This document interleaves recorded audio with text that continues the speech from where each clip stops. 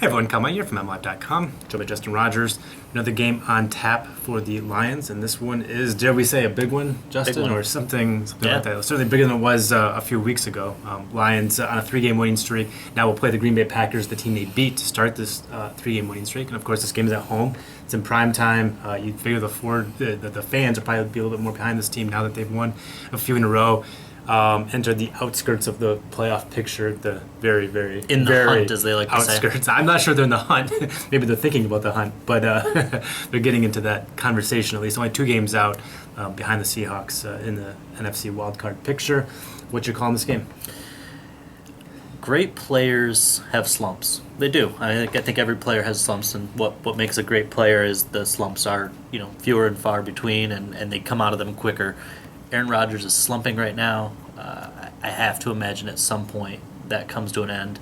And as great as Detroit's defense is playing, I think this is the game where he's going to be that caged animal that's cornered, that wounded animal that's cornered, and he's going to fight back. I think it's going to be a close game, but I do believe that the Packers are going to win this one and kind of break this playoff momentum talk that the Lions have. What's your score?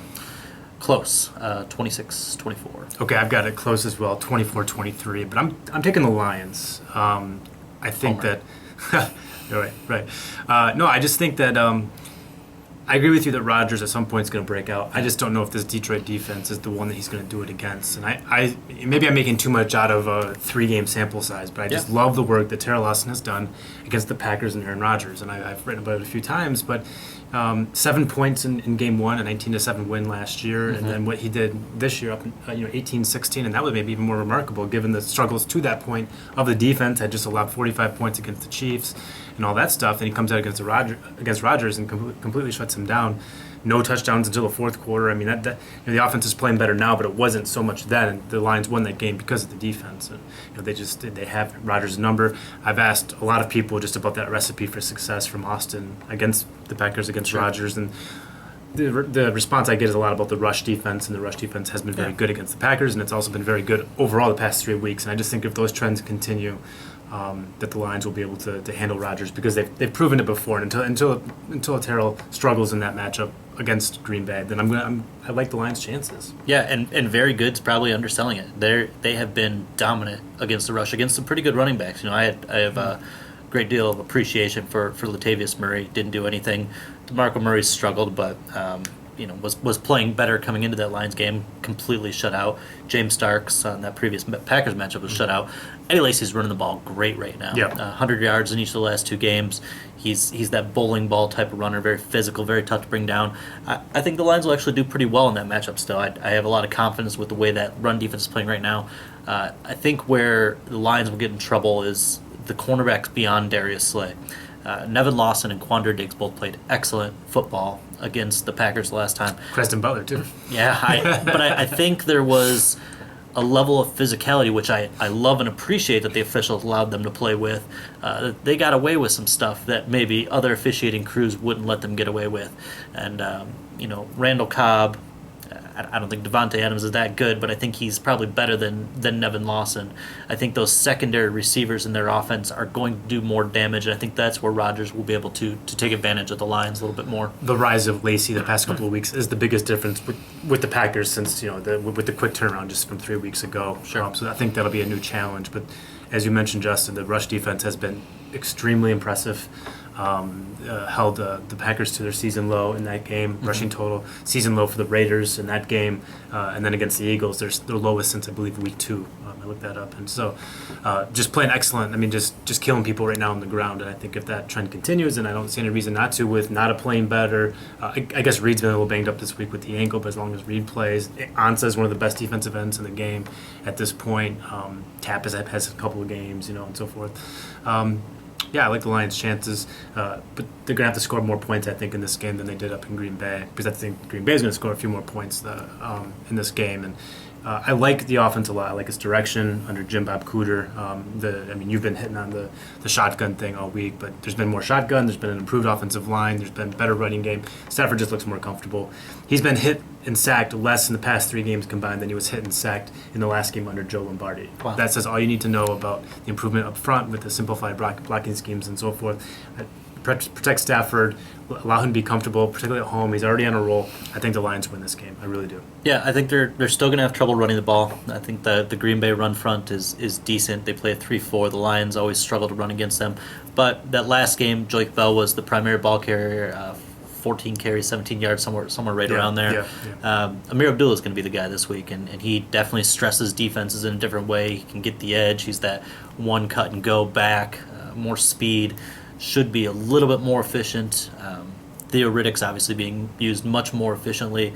The Packers have playmaking secondary. They can make plays as long as Stafford continues this trend of no turnovers. One interception against the Packers in the last 3 games. And it wasn't even his fault. Yeah, I mean that's going to always be the key with this offense is turn the ball.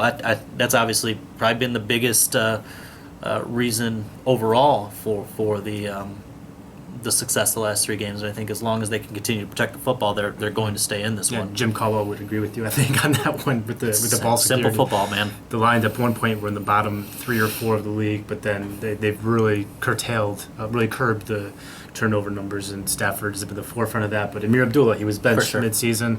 Not benched, but he was definitely in the doghouse. Only got 1 carry in the first game under Cooter, 6 carries in those first 2 games, but he's been featured a lot more the past couple of weeks, and that's a good news for the Lions offense, both this year and next year. You want to get that guy experience, and he definitely is the most talented Lions running back. I'm not sure if he's the best or not. Like, that's a discussion point, I guess, but I think he's the best and certainly the most talented.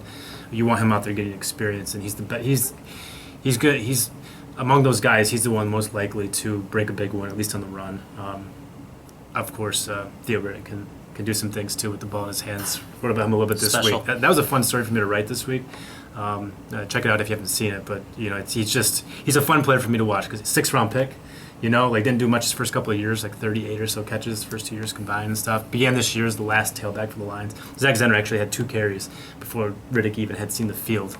So let's not forget that. His place was definitely at the back end of that rotation, and now he leads the NFL in catches. It's been a very unique rise. He's a very unique player, the way he sees the field, the way he can stick that foot in the ground and get upfield and stuff.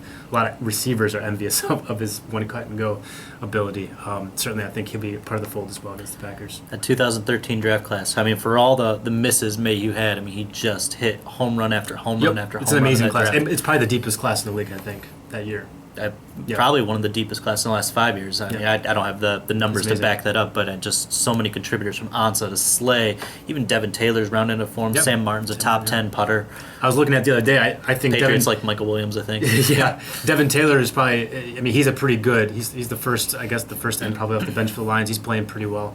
He's gotten a few sacks the past couple of weeks and stuff. Probably the sixth best player in that class. From this if team. You want to include Martin ahead of him, which I would. I think Martin's a bigger contributor just with what he's able to do with his leg. That's pretty remarkable. That's a hell of a class. And I think Theo's development at the back end of that class, especially this year, has really pushed that over the top. I mean, you have Slay, you have Ansah. That's 2 of your better players already up at the top. But to get a guy like Riddick who's just killing people, I mean, the consistency. When I wrote that story, I went back and watched almost every catch, not all of them, but almost all of them from Riddick this year. And the consistency at which he beat. When he was one-on-one in space and there's no sideline, if he was just in the middle of the field and there's one-on-one with a linebacker or whoever, the consistency at which he beat that guy was remarkable. It was elite stuff. He gets separation, one-on-one coverage. I mean, you see teams actually starting to show double-team looks on the line of scrimmage with him now. That is a testament to his skill set for sure. So let's just say it plays out. Your prediction's correct. They win this game. You're talking 5-7. If. I've won like 5 weeks in a row, bro. You are also streaking towards the playoffs, but let's say 5-7. We know the schedule after that. I know the Lions don't; they only look one game at a time. But we have looked ahead for not particularly good opponents, for winnable games. I think at that point, as much as I've rejected it, like I think I have to welcome the possibility that this team could run the table. What do you think the odds of that are?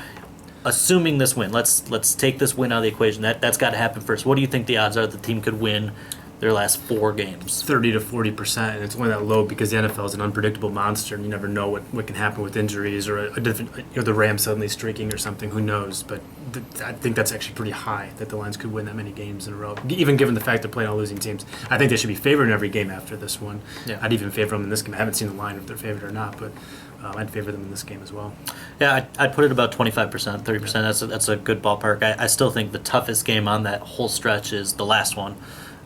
Chicago is a better team than a lot of people give them credit for. If Chicago has nothing to play for, which could be the case, that could make that game pretty interesting. Well, they're 5-6 too. I mean, they're right in that playoff mix, if But you I think will. their schedule, I haven't seen it's not in front of me, but I'm pretty sure that their schedule is more difficult down the stretch. Probably, yeah. But I mean, Cutler, since he's been playing better. healthy, Yeah, they've had 3 losses. They've won 5. Those 3 losses have come by a total of 8 points. I mean, they're playing better. John Fox has got them turning in the right direction. Adam Gase is a head coaching candidate for a very good reason. Yeah, I think Terrell Austin has really bolstered his case the past couple of weeks for a head coaching job. I think Gase has done exactly the same thing Absolutely. in Chicago. Yeah, he's definitely at the top of the list as far as offensive coordinators. That was a massive tangent, but obviously the Lions, long preview video.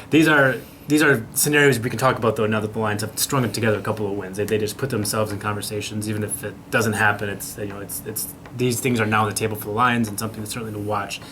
If the Lions do manage to take care of business at home against the Packers, I think they'll do it. Justin doesn't. He's probably wrong, as he usually is.